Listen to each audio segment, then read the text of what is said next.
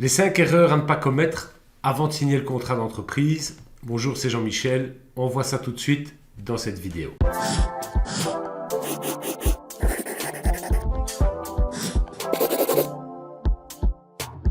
Alors, l'erreur numéro 1 à ne pas commettre, c'est de faire le mauvais choix d'entreprise. Ça paraît quelque chose d'évident, mais souvent c'est assez négligé. Alors, on va voir ça en plusieurs points.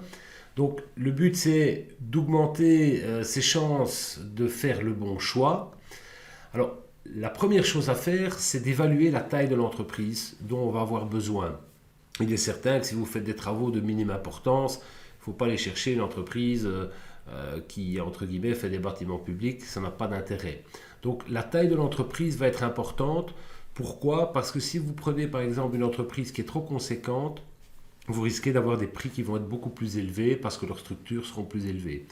A contrario, si vous prenez une entreprise qui est trop petite, vous risquez qu'ils aient du mal à terminer les travaux, voire peut-être mal évaluer eux le budget des travaux dans leur devis, et ça pourrait engendrer des problèmes par la suite. Donc l'évaluation de la taille de l'entreprise, c'est quelque chose qui est assez important. Alors aussi, vous devrez vérifier les spécificités de l'entreprise, c'est-à-dire vérifier s'ils ont bien les accès à leur profession, s'ils sont compétents dans ce domaine, si c'est leur activité première ou si c'est une activité connexe, c'est-à-dire que si je prends l'exemple par exemple d'un carreleur, ça peut être un très bon carreleur. Maintenant, est-ce qu'il est compétent dans le terrassement pour faire du pavage, etc. Donc ça, c'est à vous un peu de voir. Donc, les spécificités de l'entreprise, c'est quelque chose d'important et qu'il faudra contrôler. Alors aussi, un critère de sélection va être aussi les références de cette entreprise.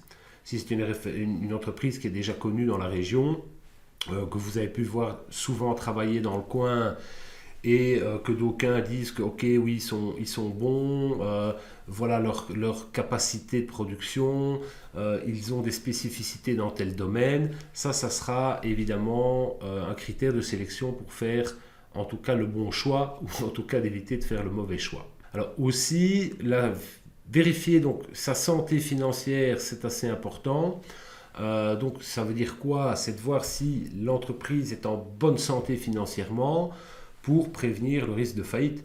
Il est certain que quand on prend une entreprise pour faire ses travaux, on aimerait bien que dans 4-5 ans, elle existe encore, ne fût-ce que, ou même voire 10 ans, ne fût-ce que pour qu'elle puisse, en cas de problème, assumer sa garantie décennale. Ça revient un peu au même que, je vais prendre l'exemple d'une marque de voiture qui a disparu, Saab. C'est certain que celui qui a encore une Saab aujourd'hui, il n'est pas sûr encore de trouver des pièces. Donc la santé financière, ça va vous permettre de vous donner une garantie sur la garantie décennale. Et ça, vous pouvez vérifier sa santé financière en allant voir son bilan, en regardant s'il est en ordre de charge sociale. Donc voilà, ça ce sont des opérations que vous pouvez réaliser vous-même pour contrôler et vous permettre de faire le meilleur choix au niveau de l'entreprise, en tout cas bien démarrer les choses.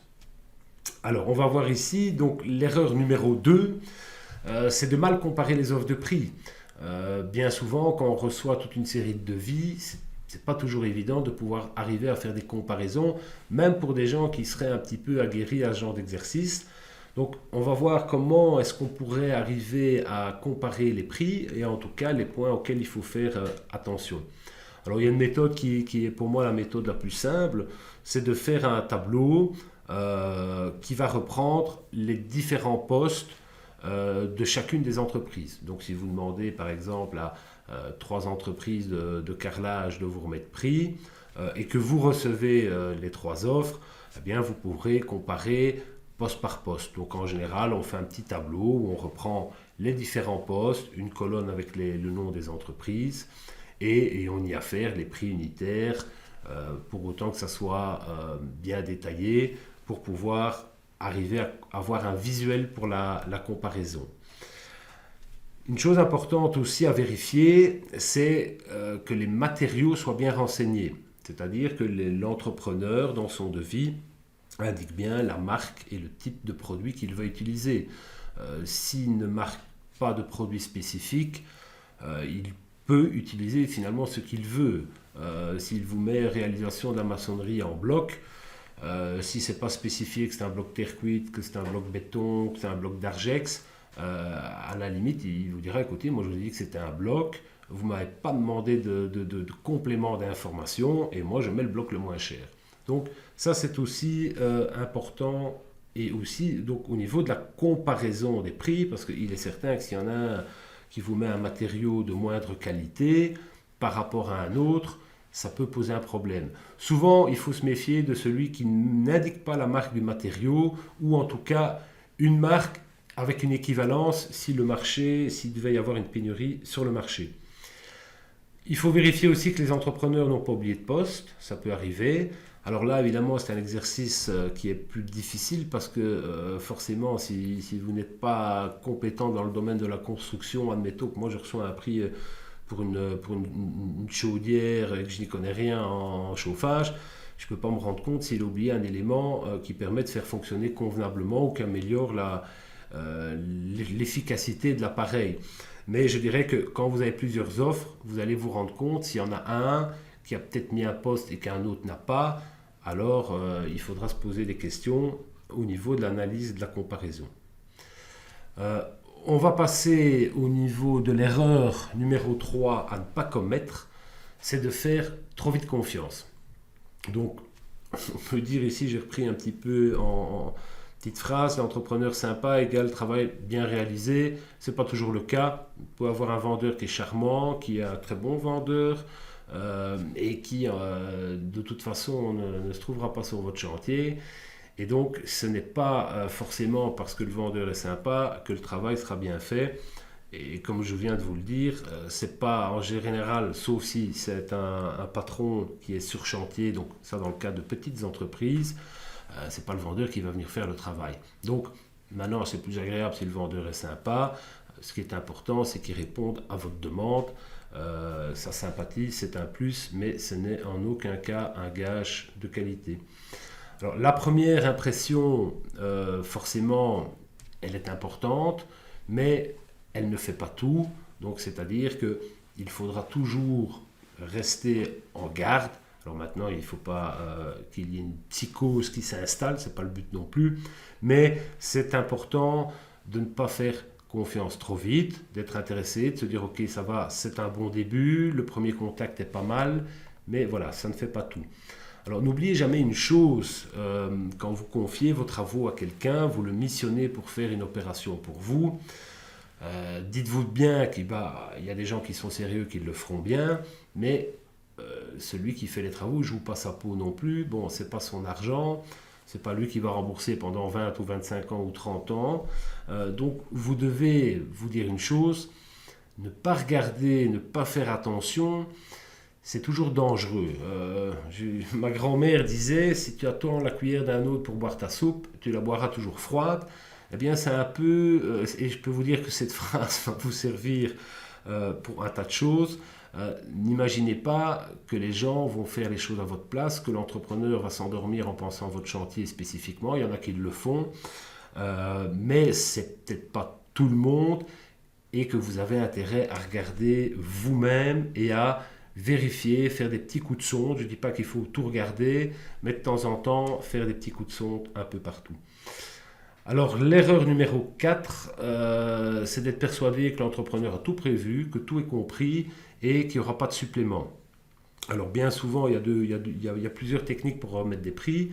Il y a la technique des prix pas chers au départ.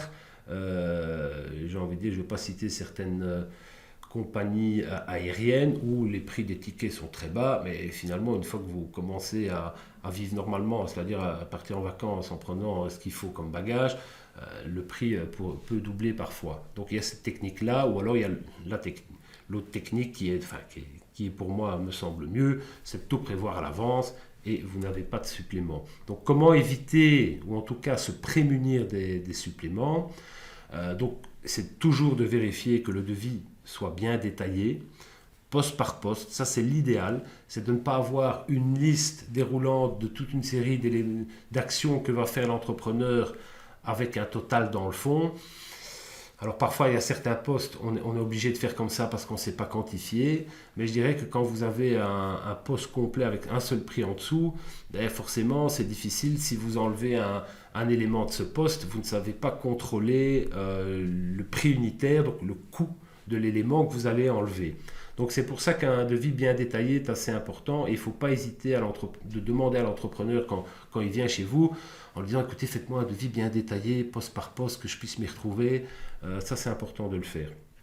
Alors si vous voyez qu'il manque un poste ou que quelque chose ne vous paraît pas clair et que vous vous dites tiens moi si je veux enlever quelque chose de ce poste là je ne sais pas combien ça coûte. Il faut toujours bien vous dire que quand vous allez enlever un poste ça sera pas cher. Hein. Et quand vous allez en rajouter un, ça sera pas cher s'il n'y a pas de détail ou de prix unitaire. Donc, n'hésitez jamais à réinterroger l'entrepreneur si vous avez le moindre doute. Alors, demandez aussi, ça paraît con, mais c'est très utile, demandez-lui s'il pense qu'il y aura des suppléments. Qu'est-ce qui pourrait se passer? Tiens, quand vous allez démonter, est-ce qu'il y a une probabilité qu'on tombe sur quelque chose qu'on n'aurait pas vu?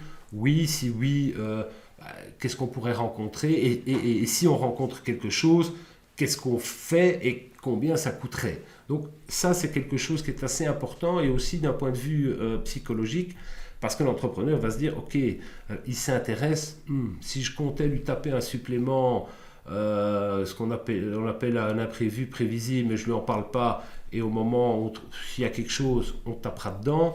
Voilà, le fait déjà de lui demander, ça le mettra plus mal à l'aise par la suite pour vous dire écoutez, bon, j'aurais jamais pu imaginer qu'il allait avoir ça derrière ce mur. Bon, alors qu'il aurait peut-être pu le faire. Alors l'erreur numéro 5, c'est de croire que c'est toujours le moins cher qui va être le plus honnête et que ceux qui sont plus chers sont entre guillemets, des gens qui tapent dedans, pour ainsi dire. Alors, on peut se poser la question, est-ce que le prix va influencer la qualité des travaux?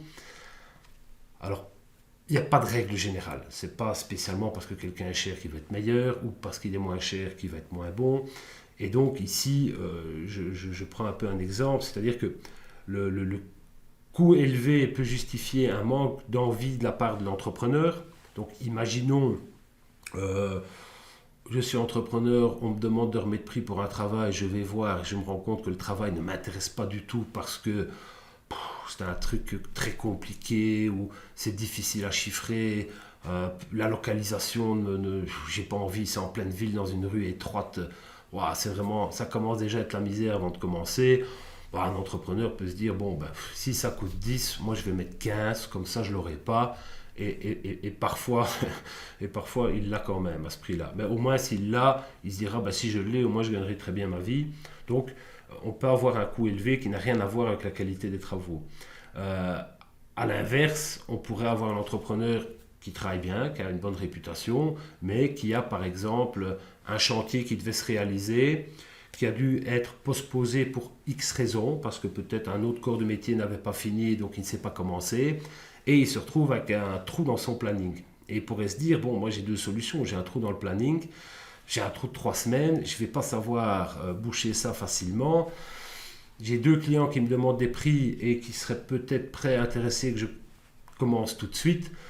Mais à la limite, pour être sûr d'avoir le marché et pour me dire, tiens, je ne vais pas laisser mes hommes chez eux à la maison parce qu'il faut continuer à payer ses charges, ses camionnettes, etc. Tant pis, à la limite, je décide, au lieu de faire une marge de 15%, je décide de me dire, je m'en fous, je fais une marge de 0%. Mais on peut commencer, on est vendredi, si je lui envoie le prix aujourd'hui, s'il est d'accord, on peut commencer lundi.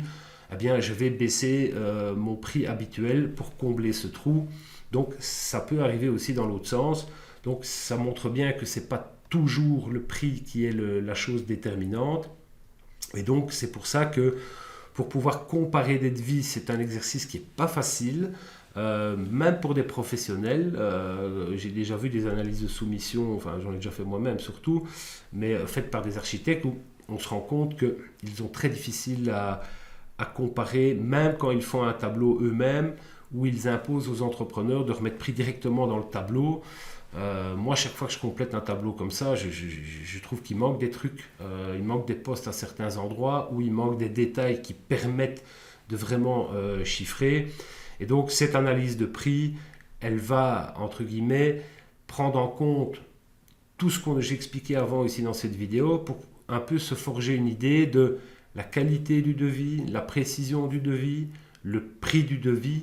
Ce sont ces trois axes-là qui vont entre guillemets, vous faire comprendre que l'un ou l'autre n'est pas dans vos attentes. Merci d'avoir suivi cette vidéo. N'oubliez pas de liker la vidéo si vous l'avez aimée, de vous abonner à la chaîne. On se retrouve prochainement pour de nouvelles aventures et surtout, prenons soin de nous.